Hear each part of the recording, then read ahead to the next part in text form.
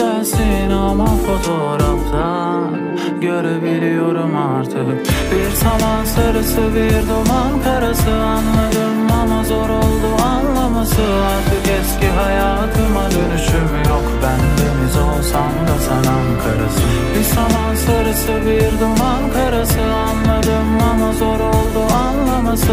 Artık eski hayatıma dönüşüm yok. Ben deniz olsam da sen Ankara'sın.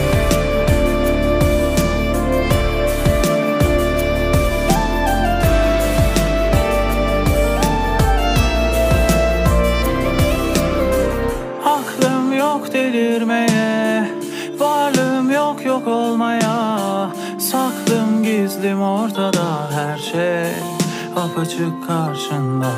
Masumsun hep öyle kal, aşklar hep yalan dolan diye bir şarkı söyledi yıldızlar hep başucundan. Bir saman sarısı, bir duman karası, anladım ama zor oldu anlaması. Artık eski hayatıma dönüşüm yok. Ben deniz olsam da sen Ankara'sın. Bir saman sarısı, bir duman karası, anladım